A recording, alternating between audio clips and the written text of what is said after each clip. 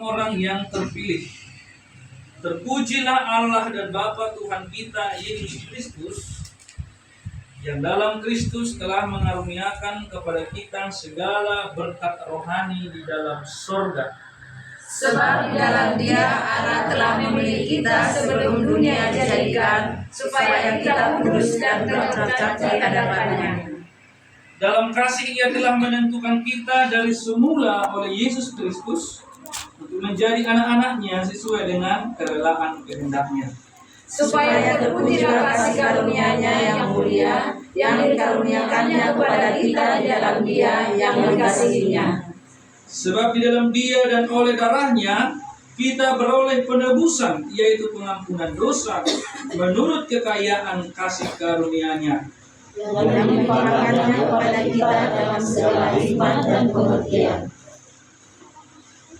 Sebab Ia telah menyatakan rahasia kehendak-Nya kepada kita sesuai dengan rencana kerelaannya, yaitu rencana kerelaan yang dari semula telah ditetapkannya di dalam Kristus, sebagai persiapan kegenapan waktu untuk mempersatukan di dalam Kristus sebagai kepala segala sesuatu, baik yang di surga maupun yang di bumi. Puji Tuhan.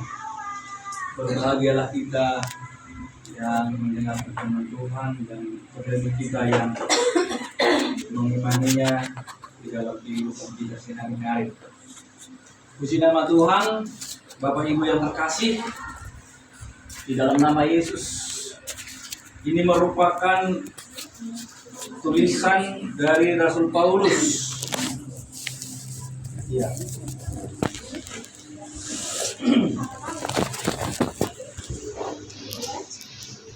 Kepada jemaat, yaitu orang-orang pilihan Allah yang ada di kota Efesus, yang telah diberkati dengan kasih karunia dan damai sejahtera serta penebusan bagi seluruh orang-orang yang percaya.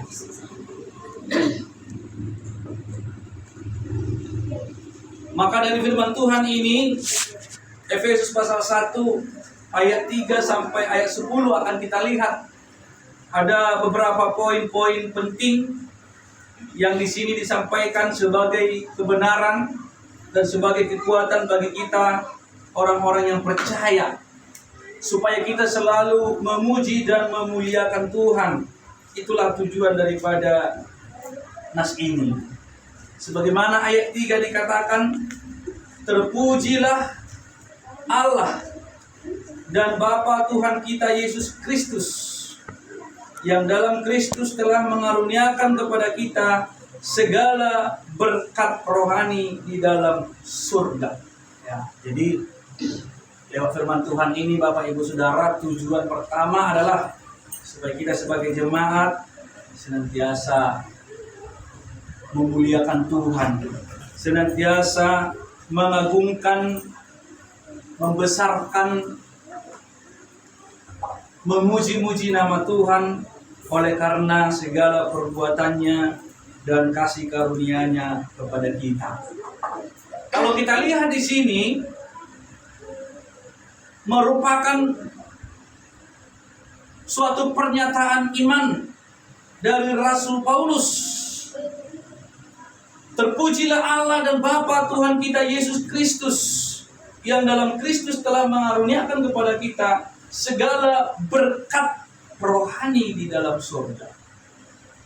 Siapa yang tidak suka berkat? Pasti kita semua kalau berbicara berkat, pasti semua kita suka berkat. Berkat apapun itu, asal yang namanya berkat, semua kita pasti mengidam-idamkan.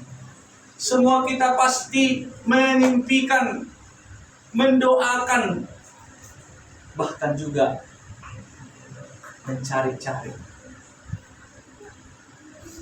berkat-berkat jasmani ataupun berkat-berkat rohani. Merupakan hal yang sangat penting di dalam kehidupan kita. Tetapi Tuhan mengaruniakan kepada kita berkat rohani di dalam surga. Ini berbicara tentang hidup di masa yang akan datang. Hidup di masa yang akan datang.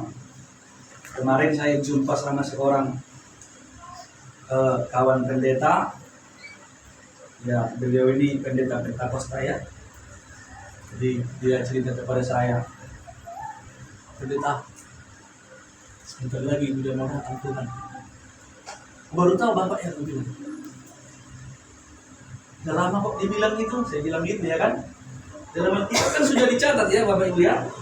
Tuhan mau datang segera, Tuhan datang segera gitu ya. Enggak, ini memang betul katanya. Udah pada berperang ini, sebentar lagi ini perang apa ya segala macam. Tapi bukan gara-gara perang itu Tuhan datang. Memang dia pasti datang. Jadi berbicara tentang berkat-berkat di surga berarti kita sedang berbicara masa-masa zaman-zaman akhir. Atau berbicara tentang pengharapan pada hari-hari kiamat. Namun Bapak Ibu Saudara, sebetulnya berkat-berkat rohani itu bukan hanya kita alami ketika nanti kita sudah mati atau ketika nanti sudah kiamat, baru itu nyata kepada kita. Seringkali kita salah memikirkan, wah berkat rohani, ya biasanya sih kalau kita mendengarkan firman Tuhan, ya dibilang juga itu ya berkat rohani ya. Kalau mendengarkan mungkin khotbah, wah makanan rohani ya, rohani.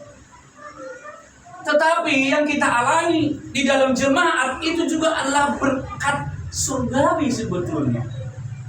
Jadi berkat surgawi ini bukan hanya berbicara nanti setelah kita mati, tetapi sekarang ini di tengah-tengah jemaat, di tengah-tengah gereja, di tengah-tengah keluarga, kita sudah mengalami, menikmati karunia-karunia rohani. Bukan saja Bapak Ibu berupa talenta-talenta, karunia-karunia Roh Kudus, tetapi berkat-berkat rohani itu yang paling penting dalam setiap keluarga, dalam setiap jemaat adalah pekerjaan Tuhan yang menghadirkan damai sejahtera, sukacita di tengah hidup kita. Ini sulit Bapak Ibu ya. Bagaimana kita mau damai sejahtera, sukacita? Bagaimana Bapak Ibu damai sejahtera sukacita kalau pikiran kita setiap hari capek memikirkan pergumulan hidup, pergumulan ekonomi,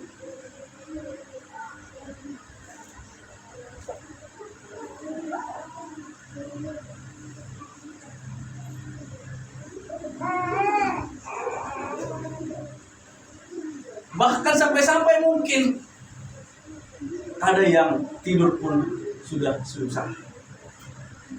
Karena apa?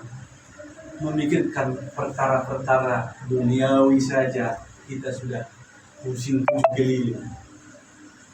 Makanya Kolose pasal 3 ayat 1 dikatakan, carilah perkara-perkara yang di atas, katanya, di mana Tuhan ada. Kenapa?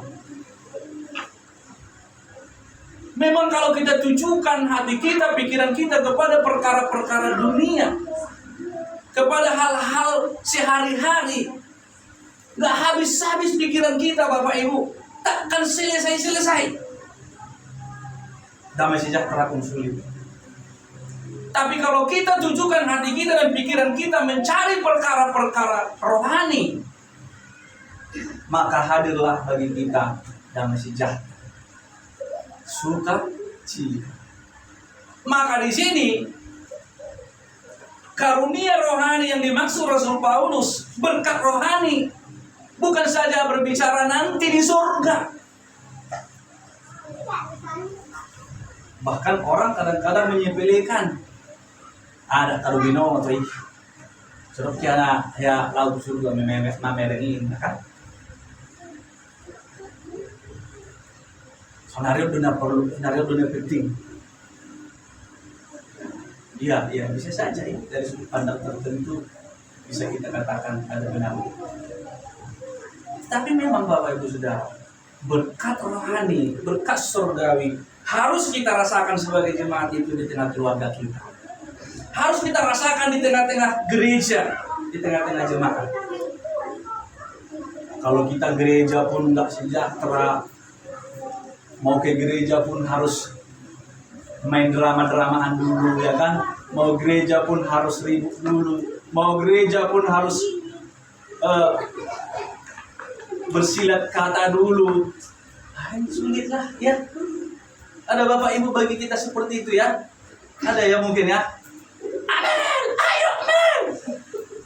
Mama ini, mamanya pergi sendiri. Ya itu Mel ya. Ngapain harus suruh-suruh? Aku udah besar, udah bisa aku sendiri. Aku udah dewasa loh, aku bukan anak lagi. Iya, bisa aja gitu. Oh, kau ini memang contoh. Itu kan kecil aja dalam hidup sehari-hari kan gitu. Belum lagi suami istri, anak orang tua. Kadang-kala dalam sejahtera kita, sukacita kita yang dari Tuhan itu sulit kita rasakan. Luka-luka batin, perasaan-perasaan sakit hati, iri hati, dendam, amarah, justru itu seringkali yang menguasai dan mengendalikan hati dan pikiran kita. Padahal sebetulnya Bapak Ibu, luka-luka itu adalah pengalaman. Luka-luka itu mengajarkan kepada kita bahwa kita memiliki kisah untuk diceritakan. Coba Bapak Ibu ada pernah luka kaki ya? Pernah ya? Atau tangan ya? Pasti Bapak Ibu setelah itu ada cerita. Ini luka ini kemarin gara-gara panjat kelapa ini. Kok bisa? Iya, kelapanya 1 meter ku panjat, jatuhlah aku. Inilah. Berarti kan ada cerita kan?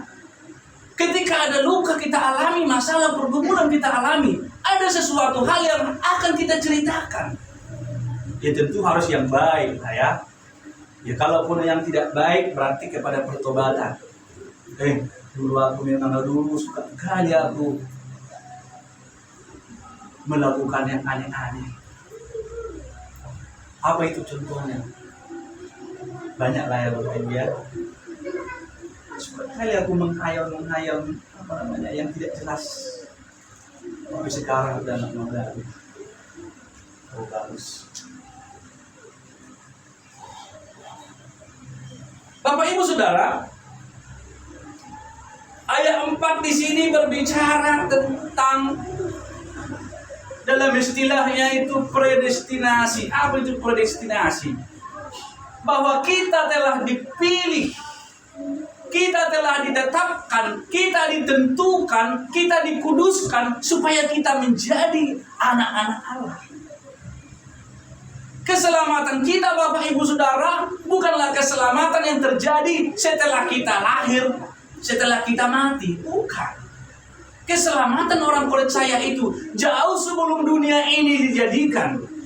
Jauh sebelum dunia ini diciptakan, dibentuk oleh Tuhan, dikatakan bahwa Tuhan telah menetapkan orang-orang yang dipilih. Bagaimana? Saya pun kadang-kadang berpikir secara logika, ini bagaimana ini bisa terjadi? Orangnya belum ada tapi sudah Tuhan tetapkan, Tuhan sudah pilih. Nanti kita lihat Bapak Ibu ayat. Kok bisa begitu ya? Sebab di dalam Kristus, Allah telah memilih kita orang percaya sebelum dunia dijadikan. Supaya apa? Kita kudus, tak bercacat di hadapan. Dalam kasih Ia telah menentukan kita dari semula oleh Yesus Kristus menjadi anak-anaknya sesuai dengan kerelaan kehendak-Nya. Seturut dengan kehendak Allah, kedaulatan Allah. Nggak bisa kita komplain. Sama seperti seorang yang punya perusahaan, namanya presiden atau presidir ataukah preskom ataukah direktur, apakah sekarang CEO atau apa lagi istilahnya. Ketika dia menjadi pemilik perusahaan itu, contoh pemilik tunggal ya, beda kalau pemiliknya misalnya ada 3 orang 4 orang, sahamnya bagi-bagi. Tapi ketika dia pemilik tunggal satu perusahaan, itu pasti apapun keputusan di situ adalah hak mutlak dari pemilik itu. Tentang apapun. Tetapi kalau pemiliknya 4 orang, harus rapat dulu ini, pemegang saham ini. Ada masalah seperti ini, bagaimana mau kita buat? Sama di tengah keluarga ya Bapak Ibu ya. Pemilik keluarga itu bukan hanya bapak ya kan? Bukan hanya ibu, juga anak-anak. Itu semua pemiliknya. Jadi bagaimana ketika ada masalah, pergumulan, persoalan atau apapun harus diskusi. Memakai uang pun harus diskusi. Tidak juga bisa semena-mena istri karena aku yang situ puro. Yalah, suka aku. Atau mungkin suami, aku udah mencari, aku udah yang menghasilkan uang. Gampang semua, tidak juga. Ada namanya diskusi, kesepakatan. Nah, Tuhan di sini adalah yang punya pemilik tunggal hidup kita. Pemilik tunggal atas segala sesuatu yang ada di dunia ini. Sehingga nggak ada yang boleh komplain. Nggak ada yang boleh keberatan. Tuhan, kenapa kau angkat si Adonang, aku enggak? Bapak Presiden, kenapa kau terima dia, aku enggak? Enggak bisa komplain. Kenapa? Ya di perusahaanku, sudah sepatu dong. Ya itu kira-kira ya. Itu hakku, kedaulatanku. Maka nggak ada orang yang bisa menyangkal. Walaupun masa sekarang ini banyak juga gereja-gereja yang menentang itu. Nggak ada itu, mana boleh seperti itu. Harus kembali kepada kebebasan manusia itu sendiri. Manusia itu yang menentukan dia selamat atau enggak. Kalau dia setia percaya, setia sampai akhir, dia selamat. Kalau di tengah jalan dia murtad, ya enggak selamat. Karena apa? Konsepnya itu mereka memulai dari manusia, bukan dari Allah. Kalau konsep kita Presbyterian, seluruh ajaran Alkitab itu harus dimulai dari Allah. Itu namanya teologi kan. Bukan dari manusia. Karena apa? Manusia itu ciptaan. Allah pencipta. Maka di dalam pikiran Allah, di dalam hati Tuhan, di dalam ide-ide, konsep-konsep kehendak daripada Allah itu sendiri telah memilih Haryono ini akan lahir di mana ini? Apakah di Inggris, apakah di Arab, apakah di Indonesia? Itu sudah Tuhan tentukan. Makanya kita nggak bisa komplainkan Tuhan. Andai kan aku orang bule, hidungku mancung tinggi, ganteng, nggak bisa. Oh Tuhan, ini aku lahir di Korea, aku sudah jadi opa-opa sekarang. Ya kan? Nggak bisa. Karena apa? Tuhan sudah tentukan semua. Kita menjalani saja dengan iman, dengan syukur. Oke, kita lanjut Bapak Ibu. Ya.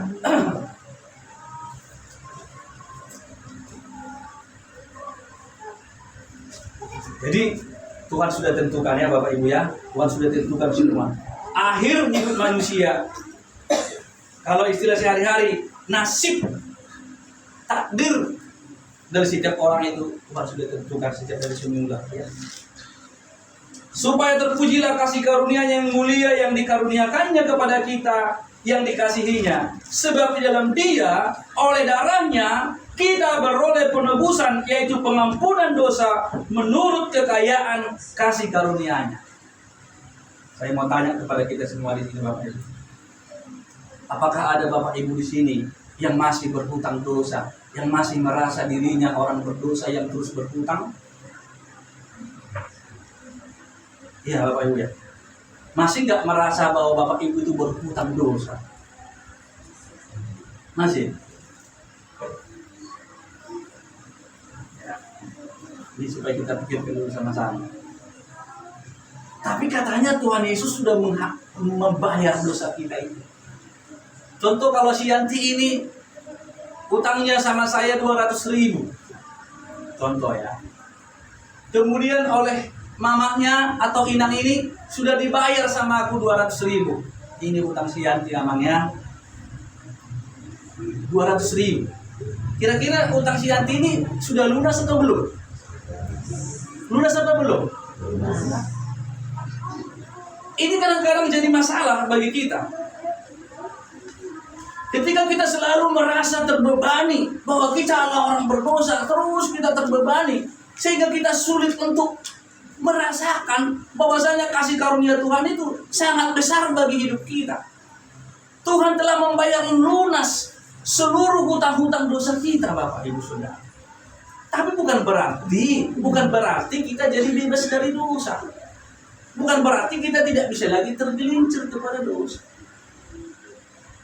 Tetapi kita adalah orang-orang yang sudah dibebaskan. Kita sudah lunas dibayar. Kita bukan lagi tertawan. Kita bukan lagi narapidana oleh dosa itu, tidak. Kita sekarang sudah merdeka. Maka dikatakan, pergunakanlah kemerdekaan itu untuk memuliakan Tuhan. Ketika kita jatuh ke dalam dosa, tergelincir kepada dosa, bukan lagi kita ada di dalam dosa itu sebetulnya. Jadi beda Bapak Ibu ya. Jadi misalkan handphone ini dimasukkan ke dalam bak air contoh. Kalau misalnya handphone ini adalah kita manusia. Dulu kita itu tenggelam kepada dosa, dicelupkan kepada bak air. So, oleh Yesus kita sudah diangkat, dipelua, diselamatkan, ditebus. Kita di sini sekarang. Oke? Ketika kita melakukan pelanggaran atau kesalahan, bukan berarti itu jadi bukan dosa, tapi kita tidak lagi tenggelam di situ tadi.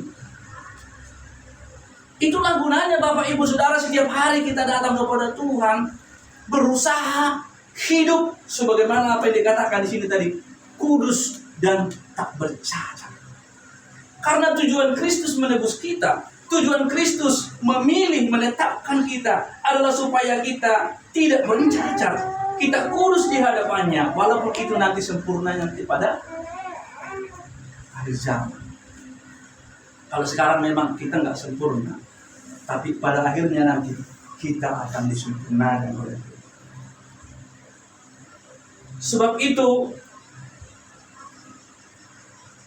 Sebab di dalam Dia dan oleh darahnya kita beroleh penebusan. Kita sudah diangkat tadi, sudah dikeluarkan kita dari kubangan dosa itu. Penebusan dan pengampunan dosa menurut kekayaan kasih karunia yang dilimpahkannya kepada kita dalam segala hikmah dan pengertian. Sebab Ia telah menyatakan rahasia kehendaknya kepada kita sesuai dengan rencana kerelaannya, yaitu rencana kerelaan yang dari semula telah ditetapkannya di dalam Kristus sebagai persiapan kegenapan waktu untuk mempersatukan di dalam Kristus sebagai kepala segala sesuatu, baik di surga maupun di bumi. Ada satu kata di sini Bapak Ibu yang sangat penting, yaitu kata rahasia. Ya, ada satu kata rahasia. Apa Bapak Ibu punya rahasia? Saya mau tanya dulu ini, si Dea, ada nggak kau sampai hari ini menyimpan rahasia, sesuatu rahasia, entah rahasia tentang apa saja? Hah? Entah pernah kau ambil uang mama, contoh ya kan? Terus sampai sekarang kau nggak mengaku, padahal mama udah pusing nyari-nyari. Ya Rona, harga 5.000 pun harganya naik, tapi $5.000 memang. Rahasia nggak mau kasih tahu. Rahasia, ini rahasia. Sesuatu yang tersembunyi gitu loh, misteri. Tersembunyi. Rahasia itu ada dua macam ya Bapak Ibu ya. Ada rahasia yang disingkapkan, ada rahasia yang masih misteri, tersembunyi. Setiap kita punya rahasia. Oke? Tuhan juga punya rahasia. Makanya tadi saya katakan, macam mana Tuhan? Kok Tuhan sudah memilih kami? Aku waktu itu belum ada, belum lahir, tapi kok sebelum dunia dijadikan, Tuhan sudah pilih orang-orang yang akan dikuduskan, ditetapkan, diselamatkan, sudah dipilih Tuhan. Padahal dunia aja belum dijadikan. Kira-kira bagaimana itu Tuhan? Tidak bisa kita pikirkan kan? Itu masih rahasia tersembunyi. Biasanya rahasia itu Kita kasih tahu sama siapa? Sama siapa? Iya, inang berpanggi. Sama suami. Atau suami ngasih tahu rahasianya sama istri. Hah? Atau main rahasia-rahasiaan. Ini betul Bapak Ibu. Biasanya kita kasih tahu satu rahasia itu biasanya ya kepada sahabat kita yang paling dekat. Betul kan? Saya terus terang, saya punya sahabat dekat itu sampai sekarang itu hanya 2 orang. Dan bagaimana saya, rahasia-rahasia saya, yang 2 orang ini aja yang tahu. Karena apa? Enggak kepada semua orang kita bisa kasih tahu rahasia kita. Tapi ada juga rahasia yang tetap jadi rahasia. Berarti kita belum punya keberanian untuk memberitahukan sama Allah. Nah, ketika Rasul Paulus katakan di sini rahasia Allah disingkapkan kepada kita, kepada jemaat, berarti karena Tuhan menganggap kita sebagai sahabat. Tuhan menjadikan kita sebagai teman-teman yang dikasihinya. Makanya Yesus katakan, kamulah sahabatku karena aku memberitakan segala sesuatu kepada kamu. Kamu adalah sahabatku. Karena kalau bukan sahabat, nggak mungkin kita mau memberitahukan satu rahasia pun. Ya. Karena itulah Bapak Ibu Saudaraku yang dikasih oleh Tuhan, kita sebagai sahabat-sahabatnya Allah, kita sebagai sahabat-sahabatnya Yesus, diberitahukan kepada kita rahasia-rahasianya, rahasia hidup kekalnya, rahasia penyelamatannya, rahasia segala kasih karunia-Nya. Walaupun kadang-kadang kita nggak tahu, kok Tuhan kok begini Tuhan, kok yang kujalan ini Tuhan lebih banyak durinya daripada bunganya Tuhan, kenapa Tuhan? Itu masih rahasia, tapi pasti ada waktunya Tuhan akan singkapkan itu rahasia-rahasia. Di tengah keluarga kita Bapak Ibu, ya, mari kita terapkan firman ini. Sebagaimana tadi tujuan di awal tadi, supaya kita selalu memuliakan Tuhan. Mengapa kita selalu memuliakan Tuhan, memuji Tuhan? Karena Dia telah memilih kita. Ia telah memberkati kita. Ia telah memberkati keluarga kita. Ia telah menjaga, melindungi kita. Menyediakan berkat-berkat rohani baik di bumi di surga bagi jemaat. Mari kita jaga hidup kita ini sebagai kekasih-kekasihnya Tuhan. Kita jagalah hidup kita, berusaha kita untuk hidup semakin baik, semakin sempurna dan semakin menyenangkan hati Tuhan. Inilah menjadi renungan kita pada malam hari ini. Tuhan Yesus memberkati. Kita bersatu dalam doa. Bapa di surga, Bapa yang baik, sungguh segala jalan-jalan-Mu penuh dengan rahasia, penuh dengan segala misteri yang mungkin saat ini masih banyak hal yang belum kami dapat pahami. Tapi kami tahu Tuhan ada satu rahasia yang telah Engkau singkapkan bagi kami, yaitu anak-Mu Yesus Kristus. Itulah yang Engkau berikan bagi kami sebagai Tuhan dan Juru Selamat kami dan sebagai sahabat kami. Terima kasih Tuhan Yesus. Berkatilah setiap keluarga kami Tuhan. Dari setiap firman Tuhan yang telah kami pelajari, semakin kami mendalami, semakin kami memahami, menghayati, dan keluarga kami pun semakin diberkati Tuhan. Baik ibu, ayah, anak-anak, suami dan istri, semua kami di tiap keluarga dipenuhi oleh berkat-berkat surgawi-Mu, yaitu sukacita, damai sejahtera, dan kasih karunia yang terus kami alami. Sehingga kami boleh mengatakan, puji Tuhan, haleluya, dan kami bersyukur kepada Tuhan. Terima kasih Bapak di surga, Bapak yang baik, secara khusus bagi keluarga di tempat ini. Tuhan semakin sikapkan karunia-karunia-Mu, anugerah-Mu bagi keluarga ini, kebenaran-kebenaran Tuhan terus memimpin sebagai fondasi bagi keluarga ini. Tuhan berkati keluarga hamba-Mu tempat ini Tuhan, berikan sukacita, kesehatan, rezeki, pemeliharaan, perlindungan. Terlebih lagi Tuhan, iman mereka, pengharapan mereka dan kasih mereka terus semakin bertumbuh untuk memuliakan nama Tuhan. Terpujilah nama-Mu Tuhan. Secara khusus kami berdoa buat ibu kasih kami Tuhan. yang saat ini sedang di dalam penantian akan sebuah hati. Tuhanlah kiranya yang menguduskan, menyucikan.